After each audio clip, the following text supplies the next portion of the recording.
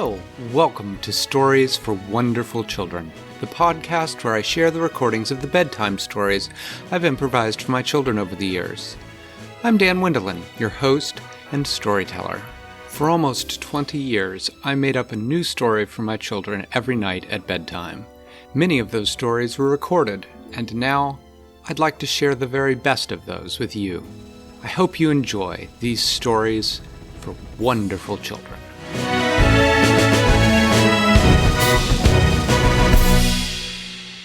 A colony of ants lived at a grassy spot on the edge of a deep gorge. The gorge? Over sort of a deep narrow rocky valley. Not quite as steep as a canyon. What's a canyon? A canyon is a very steep cut through rocks that has been made by a river over a long, long time. This colony of ants was led by a queen named Tila. Tila? Yep. Over the gorge, there was a bridge that went from one side to another. And under the bridge, there lived a troll. The troll did not stay under the bridge all the time. Sometimes you would walk from one side to the other of it and inspect it and make sure it was still in good condition. And sometimes you would walk around in the fields on one side or the other side of the gorge. Troll or a bad troll? Just listen to the story. The problem for the ants was that their anthill was right near the place where the bridge went across the gorge. And the troll had a habit, when he came and walked around and looked at the bridge on that side, to come over and stomp on their anthill.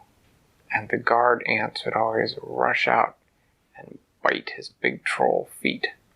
But they were so small, and the skin on troll feet is so thick, that he never even felt it. Every time it happened, they had to rebuild their anthill. So after this had gone on for quite some time, Queen Tila called a meeting of the ants. She said, all this repairing of our anthill is putting us behind on our schedule for collecting food for the winter. Do not know why the troll is always stomping on our anthill. We must find a way to find out and stop him. And so they asked for volunteers, and no one volunteered. And so then the queen put on a blindfold, and she turned around 3 times, and she pointed in a random direction, and she said, "You!" And the ant that she was pointing at was a young worker ant named Dina. And Tila said, "Worker Dina, you are to go and find out why the troll is always stomping on our anthill, and try to find a way to stop him." Well, this was quite a task to put one little ant. After all, even big full-sized people have trouble dealing with trolls at times. What could you possibly do if you were only one little ant? But nonetheless, Dina started out, and she started walking towards the bridge. And she climbed up on the bridge, and she climbed up on one of the handrails of the bridge, and she began to walk along to see if she could find the troll. And she did not see the troll that day. She walked all the way from one side of the bridge to the other, which is a very long walk for an ant. It took her pretty much the whole day. And so then she stopped on the other side of the bridge, and she slept the night there on the bridge, which was very new for her because she had always slept in the anthill previously. So, did she make it all the way to the other side? Yes, she made it all the way to the side. She slept the whole night there on the rail of the bridge, and in the morning she crawled across the bridge to the other handrail and started back along that side, hoping to find out where under the bridge the troll lived. Well, it was just her luck that when she was about halfway across, the troll came vaulting up from underneath the bridge, and she heard him muttering to himself, "Time to take a look at the bridge." Well, his big hairy hand was right there on the handrail, and so she ran as fast as her 6 little legs could carry her, and she climbed up onto his hand, and he was preoccupied with looking at the bridge by that time, so he did not see her.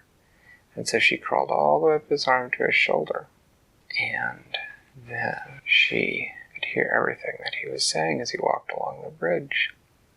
He was checking things. He was saying, boards are in good shape, might need painting next year. And he was saying, handrails are nice and sturdy, no wobble to them. And he was sort of humming a little tune to himself, too, going, I love my bridge, I love my bridge, it's the very best bridge, I love my bridge. And he walked all the way to the far side of the bridge, looking at it. And then he walked all the way to the side of the bridge that Dina recognized as where her anthill was. And she could see, looking down from the troll's shoulder, she could see where the anthill was. And then she heard the troll say, oh, dang it, those termites are back again. They're going to eat my bridge.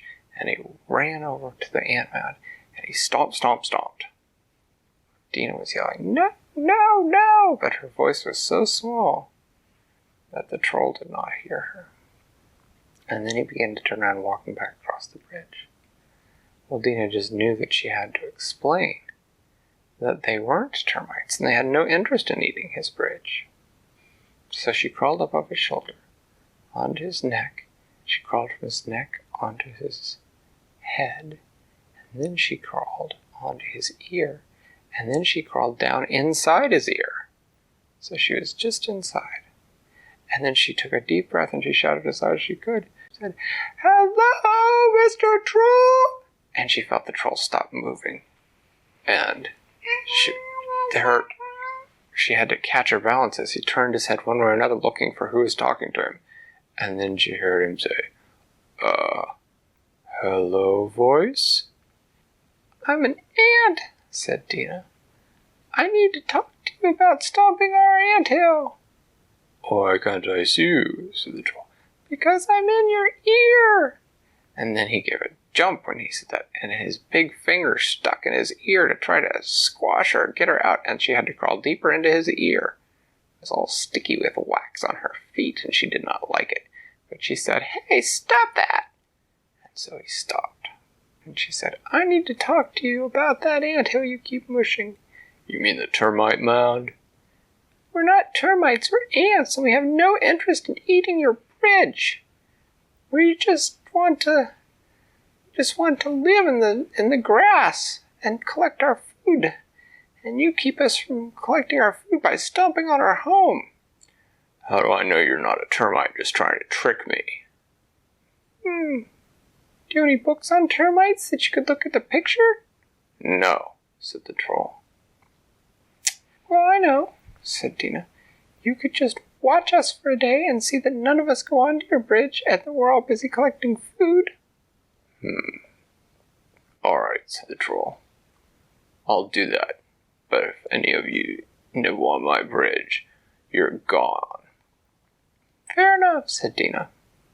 And then she crawled out of his ear, and she crawled down off his shoulder onto his hand, and the troll gently put her down on the handrail of the bridge. She crawled all the way back to the anthill. And everyone there was very surprised to see her, because none of them had expected her to come back. They figured she'd be squashed by the troll, especially after the anthill had been squashed again that day. But Dina went all the way down to the bottom of the anthill to see Queen Tila. And she said, My queen, I wish to report success. And Tila said, Success? What do you mean? The troll stomped our anthill this very day. Yes, said Dina, but now we have an understanding. He will never stomp it again. What do we have to do? Said Tila. Nothing, said Dina. We just have to keep collecting food like we always do. Are you sure? Said Queen Tila. Yes, said Dina. I'd like to get back to my work now, please. You're dismissed, said Queen Tila. And dismissed means you can go. She got back to work collecting food, and a day passed, and 2 days passed, and 3 days passed, and on the 4 days passed. 5th day, Dina noticed the troll standing near the anthill, watching the ants very carefully. But after a while, he turned around and left and went back to his bridge. And Dina went back to collecting food. And after a whole month had gone by, and fall was starting to come, and it was no longer time to collect food, it was time to have their harvest party. And Queen Tila made the harvest party in honor of Dina because she was the ants' hero for going and single-handedly prevented the troll from stomping on their home. Let's see. Thanks for listening to Stories for Wonderful Children. I created today's story, but heckling and clever commentary were supplied by my children. The theme music was created by Brandon Thompson, and the logo was designed by Silas Wendelin. If you know someone who might enjoy the stories, please tell them about the show. Our website is storiesforwonderfulchildren.com, and preview snippets are posted to most social media. I'm Dan Wendelin, reminding you to tell someone you love a story.